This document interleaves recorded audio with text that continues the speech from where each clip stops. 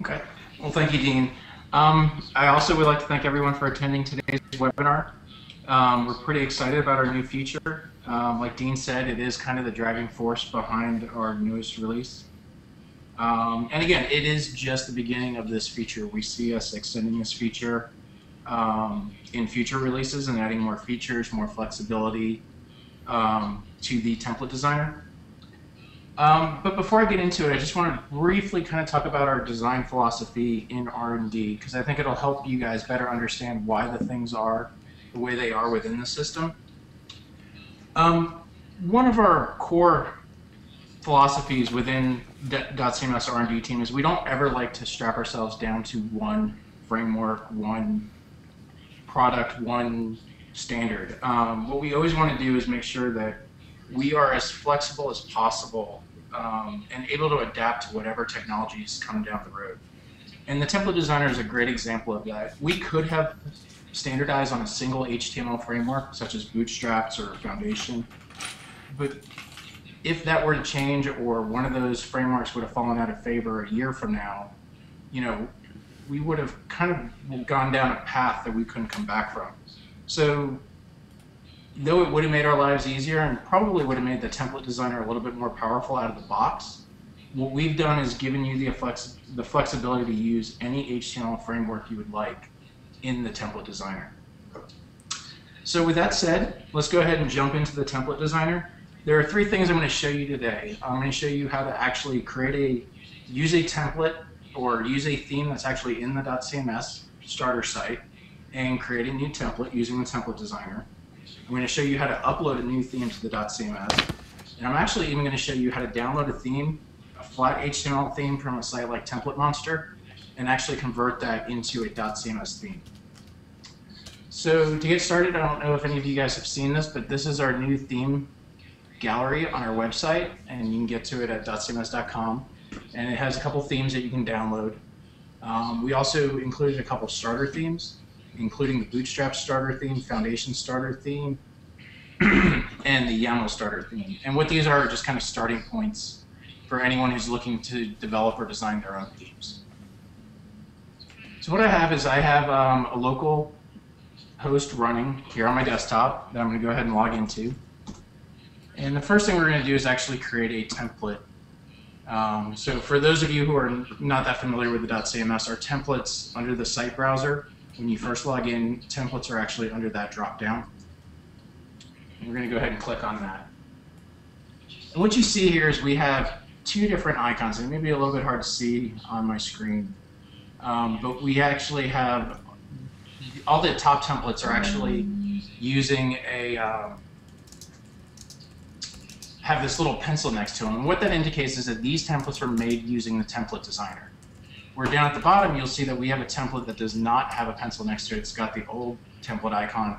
And what this means is that this template is actually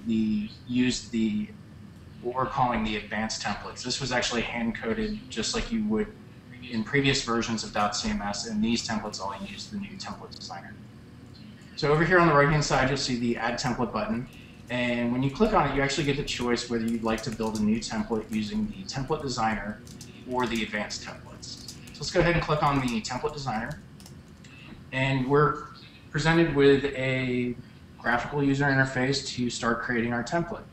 And over here on the left hand side are basically our controls. Up here we get to title our template. I'm just going to call it test template.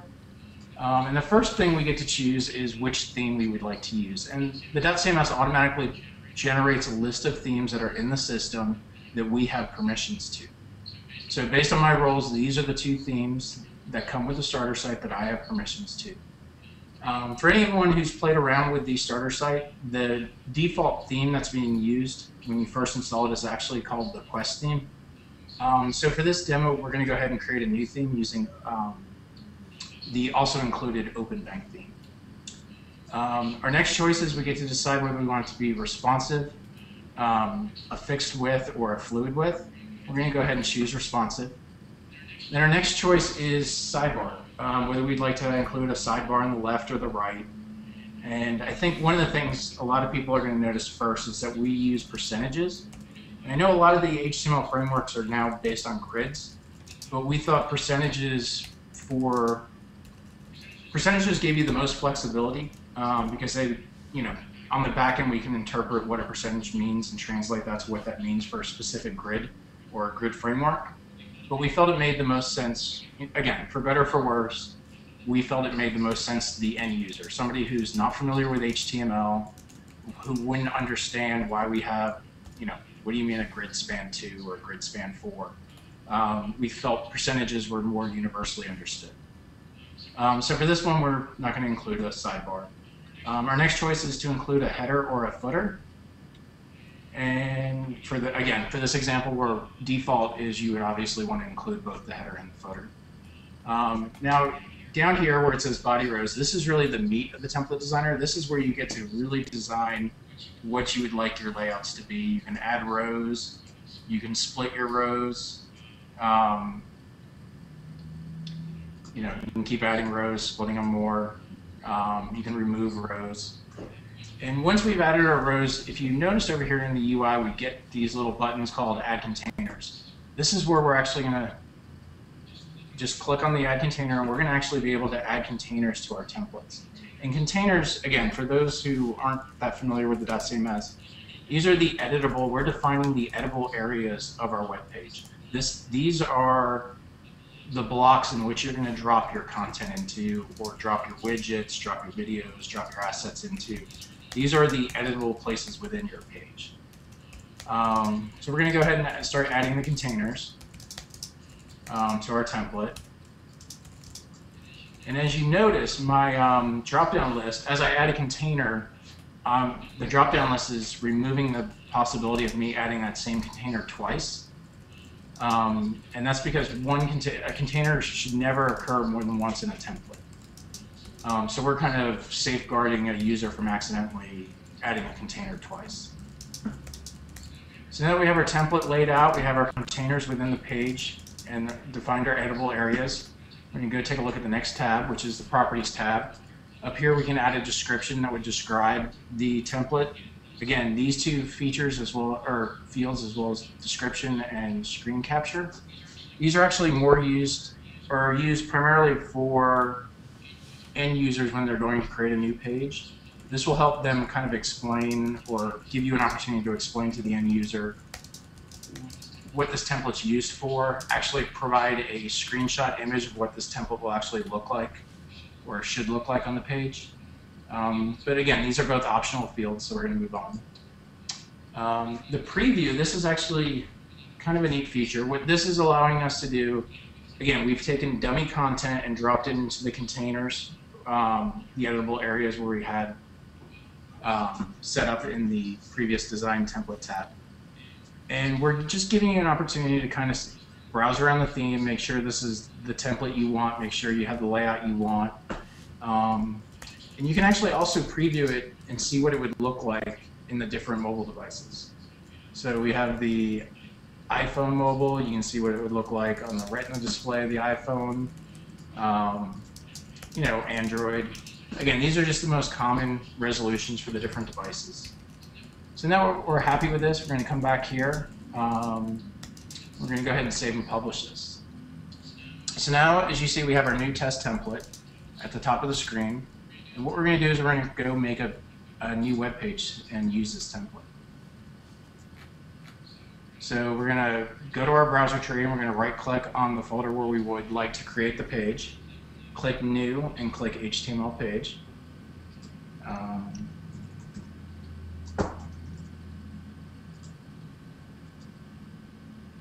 And we are going to choose our test template. And go ahead and save and publish that. And as you can see, we now have our test template. We can start dropping content into this page.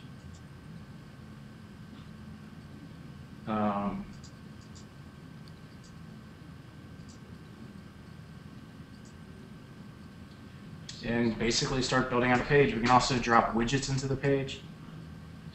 So if we wanted to add a YouTube video here, we could just add a little widget and get the YouTube video in here. So that's, again, it's very straightforward on how to use a template. And again, we envision this as something that the web developers or front-end developers would be able to pass down or give control to the end users, content editors, of the different departments who possibly would like a different layout or arrange the page in a different way, with still maintaining the same look and feel and controlling the header and the footer of the site, making sure they have, all the features they need, the JavaScript, the CSS, and all of that. So the next thing I'm going to do, so that was great. We had it, we used one of the templates that was up there already.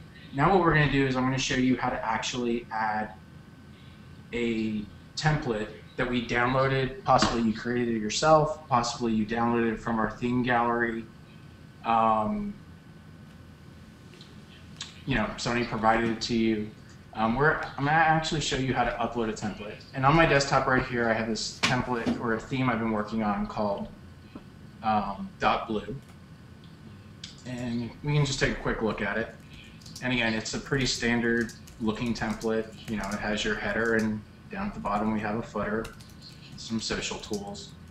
If you notice, we have this kind of scroll, continuous scroll, again, just a jQuery plugin. And what we're going to want to do is I'm going to want to upload this theme, this new theme called .blue, to our instance of .cms. So I'm going to open up CyberDuck. I'm going to connect to our local host and go to the host I'd like to put this theme on.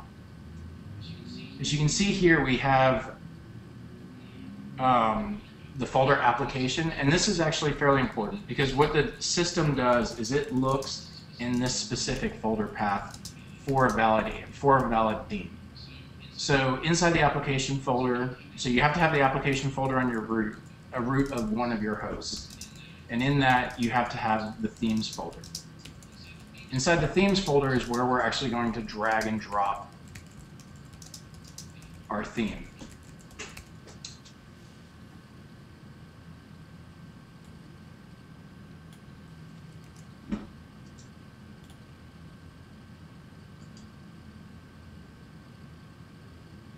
Give that a second to upload. Okay. So now we have our theme running on the local host. You can see all the files are there. And real quick, just glancing inside, what actually makes up a theme are actually these four VTL files. And the system will actually look for those to make sure it's a valid theme. So up here we have our new theme, and if we come back here to the .cms, what we're going to do is open up this test page again. And rather than editing or creating a new template, what we're going to do is we're just going to come in here, and we're actually going to change the theme of the template. And as you can see, we now have the new header up here. We have the footer. And show you even the subnav. That sub-navigation actually works. The way it actually works is it's looking for H1s on the page. So if I went ahead and made this an H1, saved and published that, you'd see we now have the test section nav. And if I were to go ahead and create this as the, so I'm going to change that to an H1. And again, this is just a jQuery plugin. But as you can see, you can start including these types of things in your theme. So that's it. So far we've created a template using a theme that's already been in the .cms. We've uploaded a new theme and applied that to one of our templates. And now what we're going to do is actually create a theme from something we downloaded on the website. So earlier today I downloaded this theme here, and I've downloaded it to my desktop, and it's just a flat HTML file. So if I come over here, you can see it's just here's all my files. Go ahead and open it up. You can see it's just, just like anything you download from Template Monster or whatever. And what we're going to do is we're actually going to take this theme and convert it to a .cms theme and upload it. So because this is a Bootstrap theme, I downloaded it specifically because it was a Bootstrap theme. I'm going to go to I'm going to go to our website and actually get the starter for the Bootstrap theme. Go ahead and download this. Back to my desktop.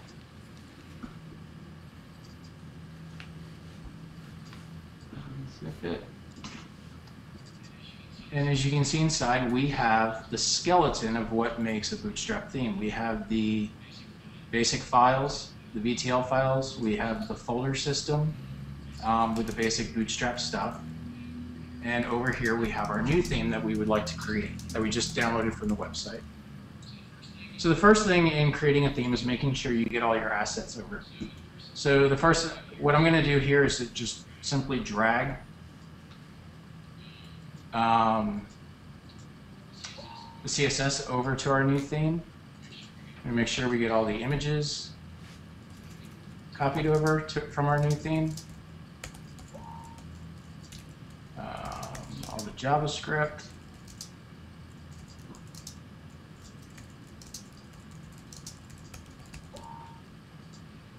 and make sure I'm not missing anything else. They have another plugin over here. I'm going to make sure we get the fonts moved over. Okay, so basically our theme now that we just downloaded, we downloaded the Bootstrap starter theme. And in fact, I'm going to rename that so we don't get confused. Just call it new theme. So the next step, what we need to do is actually go ahead and get the HTML from these files and start building out what we want to be our header, our footer, and set up our template BTL so that it loops and writes out the code the way we'd like it. So I'm going to go ahead and open this in my text editor.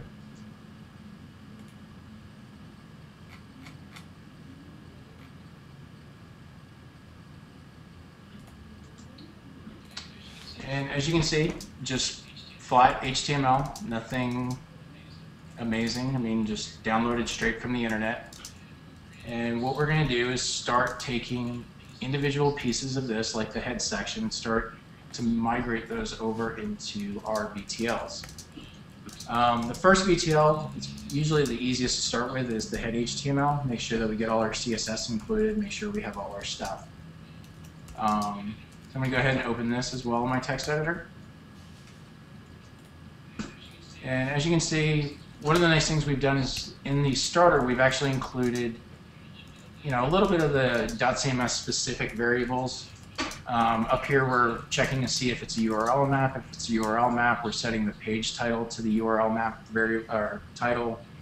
Down here, we're including the metadata from the page itself to populate the different fields. So we're just giving you a very simple place to start off with your templates. So basically what we want to do is we want to cut and paste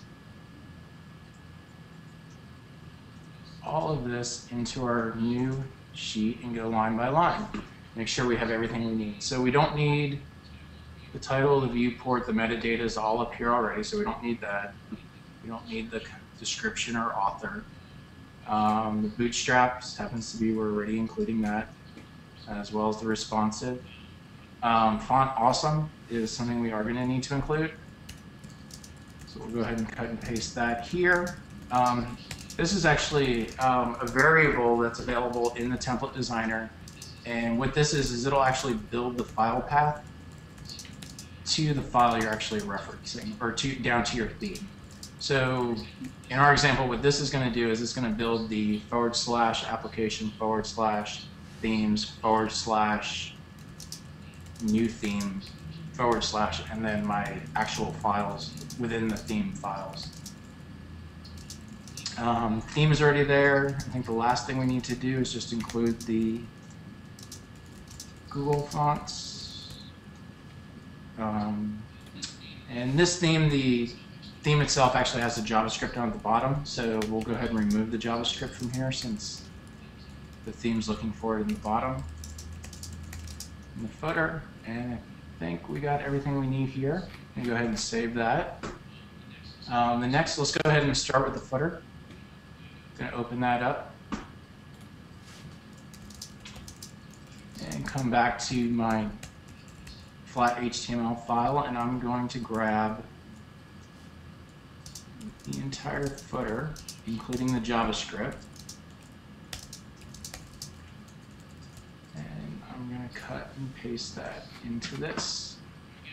Now again, the one last thing I need is this path here. I'm going to go ahead and cut and paste that here to make the path to the specific JavaScript folder. And as you can see here, this theme, you'd probably end up coming back here if we were going to take the time to really build this out completely and replace these with actual polls. So here, for instance, you'd probably do a poll and list your tags that are available in your host. You'd probably, do a poll here and list all the categories available in your hosts. You could even make this a piece of content that could be editable.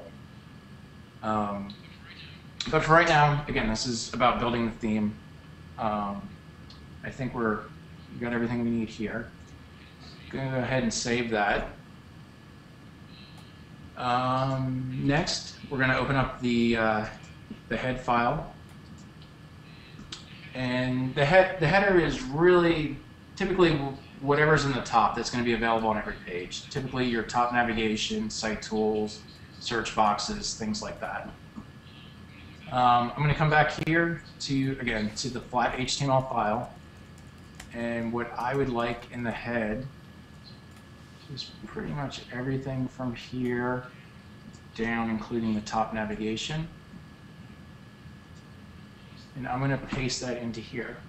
Now, I don't know if all of you are familiar with our new navigation tool, but we have this new navigation tool, and I'm going to go ahead and leave the code here so I don't have to rewrite this. But basically what this is in the newer version of .cms, what we do is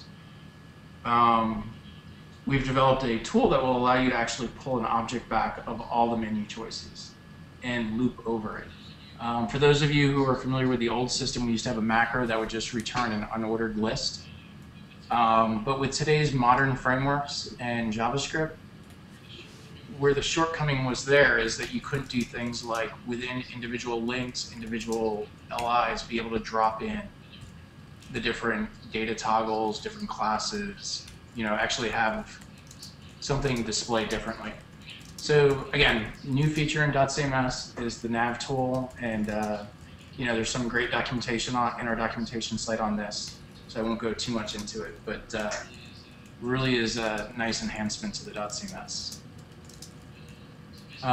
So basically what I'm going to do is cut and paste all this in here. I'm going to come down here, and actually where this unordered list is statically put in here, I'm going to replace that with our navigation tool code. So that's our navigation tool, and I think I got everything. Everything looks good here. So the last file we need to take a look at is the template, and this is kind of, for lack of a better term, where the magic happens. And our template VTL basically determines what couples your theme with the variables that were set in the theme designer or the template designer, and basically outputs the final HTML. So up here, you can see we have the little thing. This is checking to see if it's responsive. If the user said it to be responsive, we're going to go ahead and set the device width and all that. But I'm actually going to remove that because I want to go ahead and make sure that my theme is always responsive. Here, again, anyone familiar with the .cms has seen this time and time again. This is just a simple include or a .parse of the head VTL. The next thing we're looking at here is the body. This is just an example. You don't need this, but what we're doing here is we're just giving you a class added to the body just to give the HTMLers or CSS folks a little bit more control over individual templates and themes, so that you could write a cascading class that would treat one page slightly different than another page, and be able to cascade those classes down. We're just including the header. And what I'm going to do is just come back here and make sure my header is in the right place. And it's actually not. As you can see, we have this container here, and the header needs to go inside that. So I'm going to go ahead and copy this over, come in here and paste that in, tab that over, and that actually replaces this container. So that's that. The next thing we're doing is we're setting the main column variables and whether we have sidebar. And we're setting that, getting that from the theme layout and setting that variable here. Coming down here, we're checking to see if the sidebar was set. If it was set, we're starting a row and then setting the different variables. We're setting basically two divs, and we're setting the span, whether it was set to 20%. So if it was set to 20%, we're making one 20, the other one, or making one span of 2, making the other one span of 12, and so on down the list. Again, this is an instance where you could change this, where if you wanted to use a larger grid system, something like an 18 grid or 24 grid system, you would be able to come in here and change these classes. And that's really what we're doing, is we're just setting a variable, getting the value of that variable, and then based on that variable, setting the classes that we want to append to the divs as they're written out in the system. Coming down here, we're checking to see if the sidebar is supposed to be on the left. If the sidebar is supposed to be on the left, we go ahead and create the container or the column for the sidebar, and then we write out the container or any of the code that the user in the template designer placed. Then again, we open our body row or our main column, and we exit this loop. If the column was if the sidebar was set to be on the right, then what we do is we actually open up the main body column here, and then begin to loop over our individual rows. So for Bootstraps, because we're nesting, if there is a sidebar, we're going to be nesting our rows. So we're going to put the fluid tag in here, which will make any rows inside this row use percentages rather than fixed widths. Else, we're just going to do the normal row.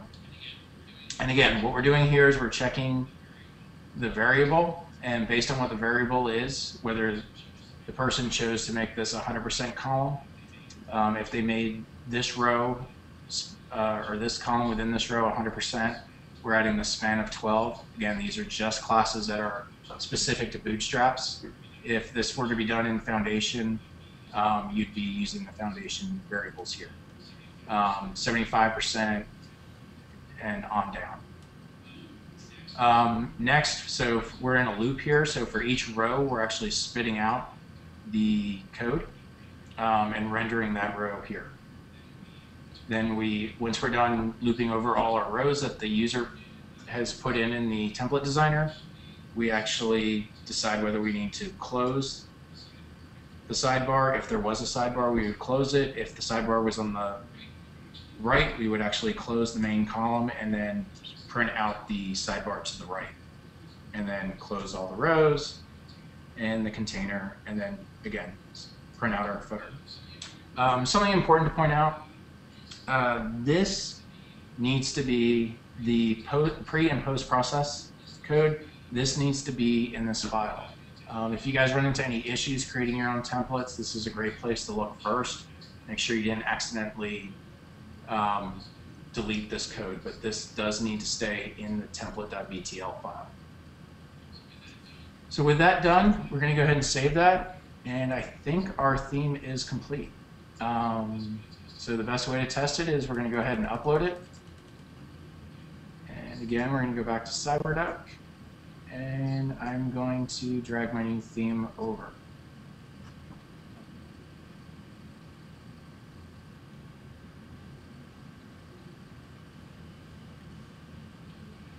Okay, that's done. Now we're going to come back to our website. And what I'm going to do is actually, again, just edit the template.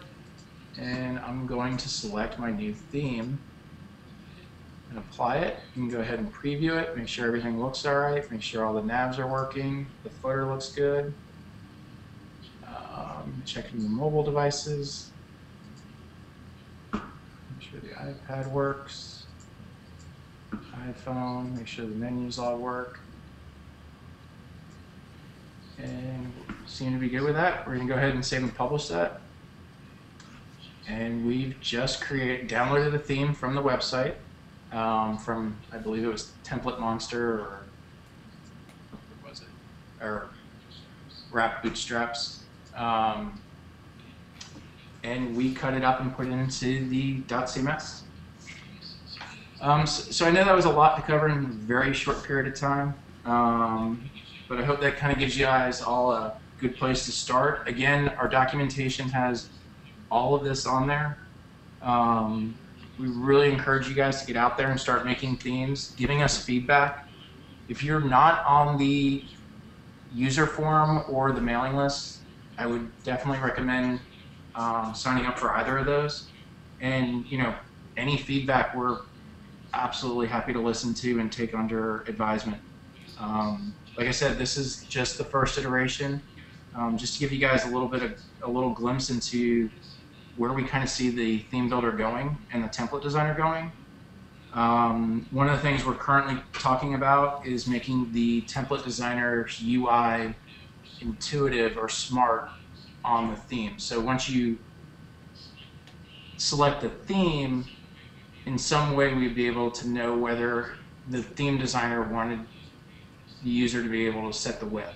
So maybe, for instance, that theme I just put up there, I didn't want the end user to be able to set the width.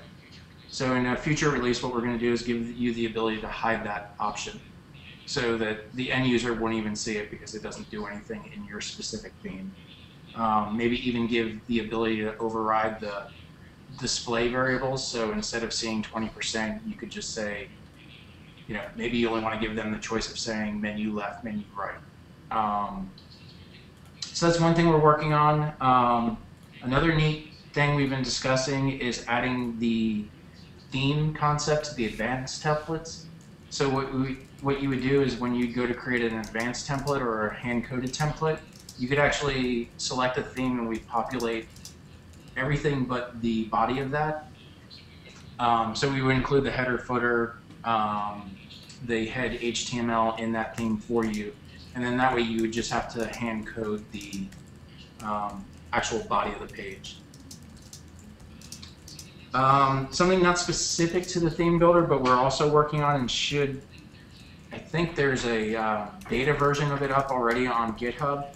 In fact, I know there's a beta version of it up on GitHub, but we are working to finalize it, is a plugin that will allow you to do CSS preprocessors within the .cms, so you could upload SAS files or less files, and we would go ahead and compile those on the .cms for you. So that's it. One other note, and I'm sure Dean will mention this as well, but we have another seminar or webinar next week at the same time, and Dean's going to be covering probably the second biggest feature added to .cms 2.3, which is the time machine. And that's something that I definitely recommend sitting in